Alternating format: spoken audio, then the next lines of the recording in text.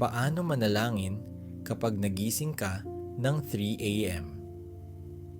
Makapangyarihang panalangin ng proteksyon. Mga kapatid, alam mo ba na kayang baguhin ng Diyos ang buhay mo sa pamamagitan lamang ng isang maikling panalangin? Kaya kung nagigising ka tuwing 3:00 ng umaga, huwag kang matakot. Ito ay oras na maaari mong gamitin upang lumapit sa Diyos, humingi ng kanyang proteksyon, at takpan ng kanyang kapangyarihan ang iyong buong araw. Sabihin mo ang panalangin ito ng may pananalig, buong puso at buong katapatan. Kahit ano pa ang nararamdaman mo, pagod, lungkot, takot, o bigat ng isip, kung mananalangin ka ng tapat, ang Panginoong Hesus ang magbabago ng iyong buhay sa isang espesyal at malalim na paraan. Before we begin, kung handa ka ng manalangin, i-like ang video na ito at ibahagi mo sa kahit isa pang tao. Nakatutulong ka ng malaki sa pag-abot sa iba, sa pagpapalaganap ng Ebanghelyo, at sa pagdadala ng buhay sa presensya ng Diyos. At pagkatapos ng panalangin, mag-comment ka ng Amen bilang tanda ng pagtanggap mo ng mga biyayang ito.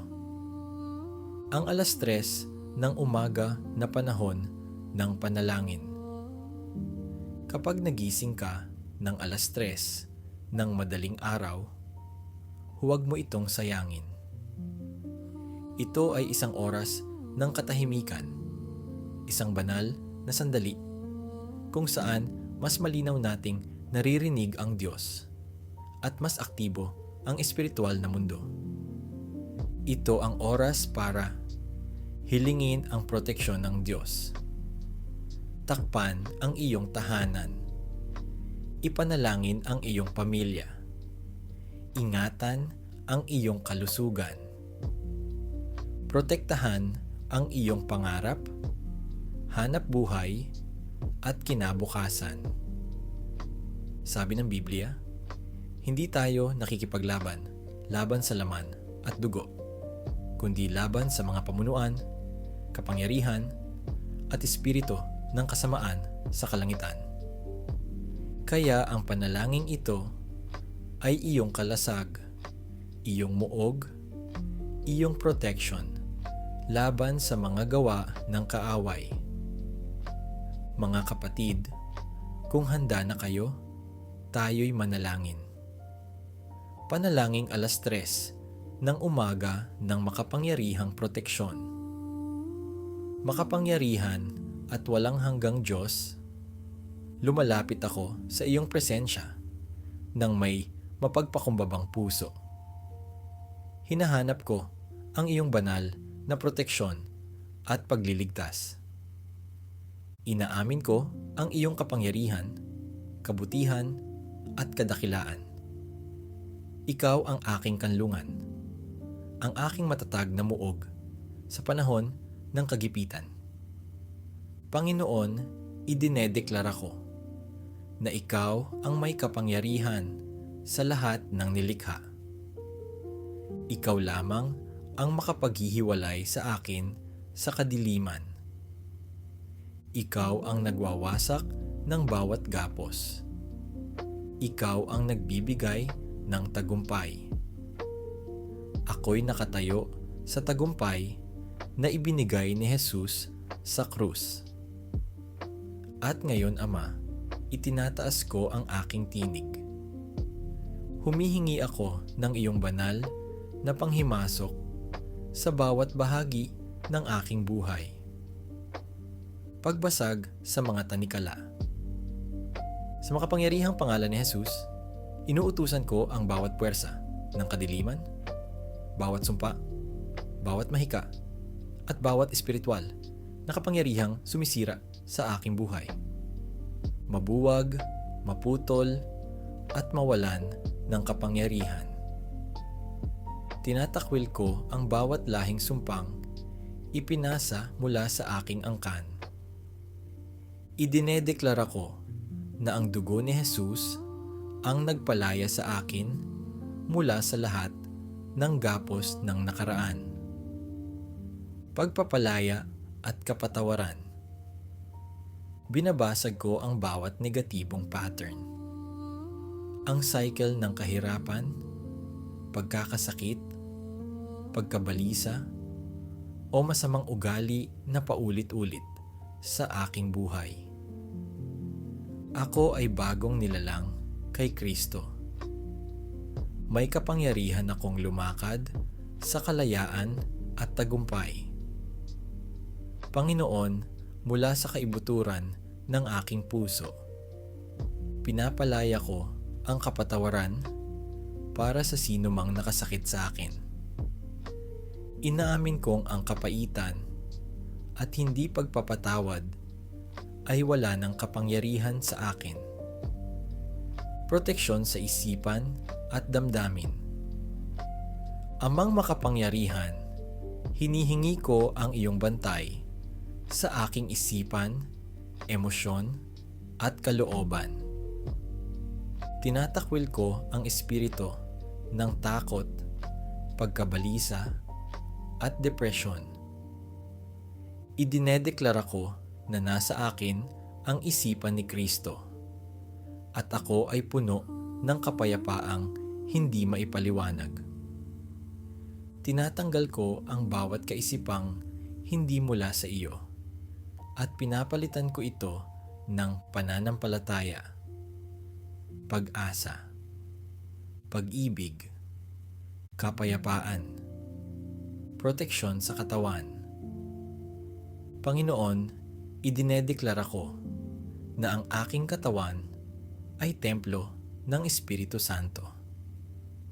Tinatanggihan ko ang bawat sakit, karamdaman at panghihina. Sa mga latay ni Jesus, ako ay pinagaling. Inuutusan ko ang bawat bahagi ng aking katawan. Bawat himaymay, bawat selula, bawat organo. Maging malusog, buo at masigla. Proteksyon at kasaganaan sa pamumuhay. Ama sa langit, ikaw ang aking tagapagbigay. Tinatanggihan ko ang espiritu ng kakulangan, pagkalugi, at pagkabaon sa problema. Idinedeklara ko ang kasaganaan, bukas na pintuan, pabor, biyayang umaapaw. Ako ay pinagpala upang maging pagpapala sa iba.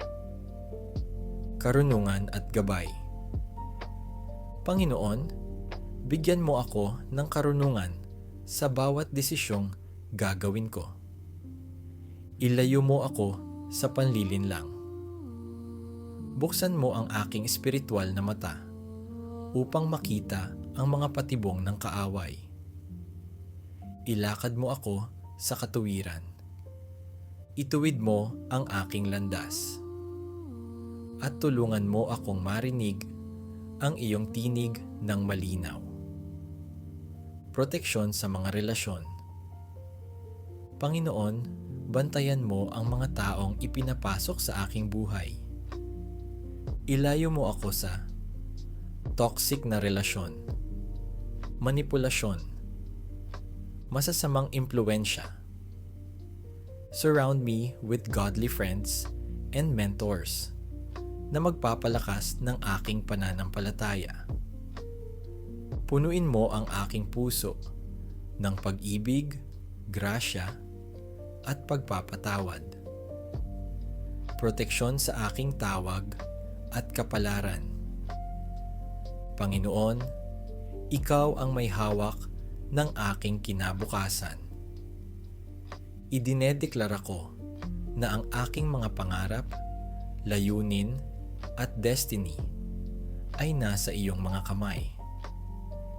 Ilayo mo ako sa pagdududa, panghihina ng loob, distractions, takot na mabigo. Bigyan mo ako ng lakas at tapang upang sundin ang tawag mo sa akin. espiritual na sandata. Panginoon, bihisan mo ako ng buong baluti ng Diyos. Sinturon ng katotohanan. Breastplate ng katuwiran. Sandalyas ng kapayapaan. Kalasag ng pananampalataya.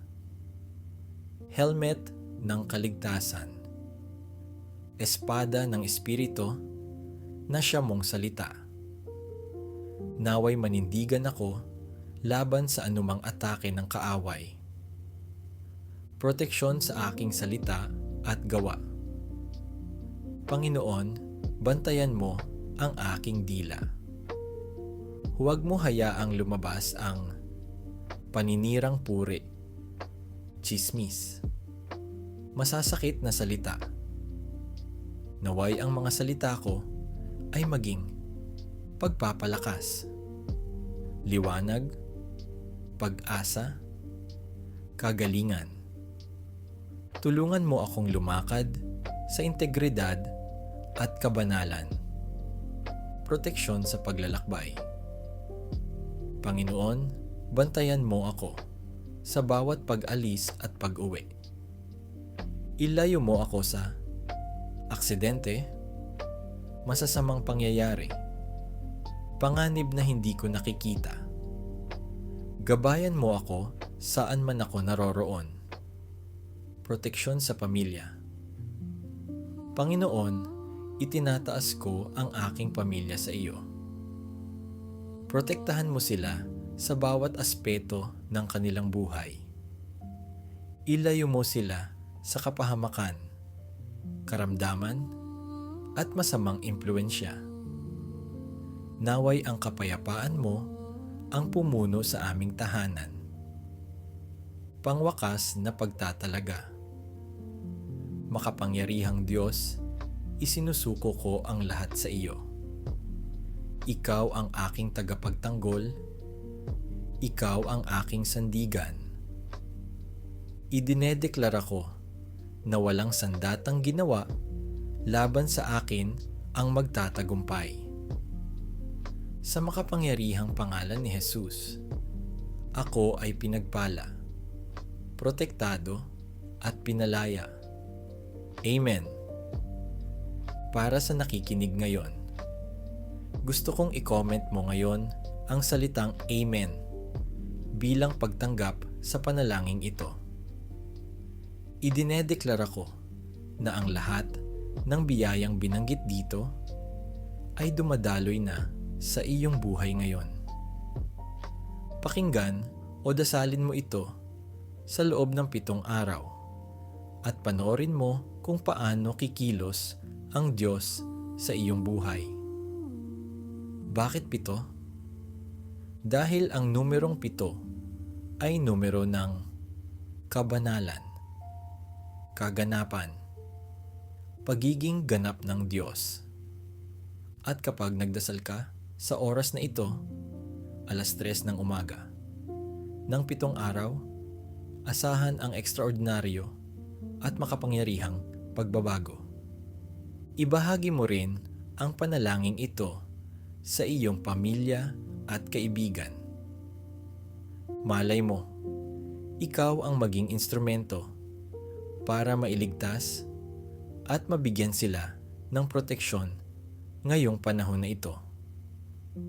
Naway pagpalain ka ng Diyos ng sagana, makapangyarihan, at puspos ng kanyang pagmamahal. Sa pangalan ni Jesus, Amen.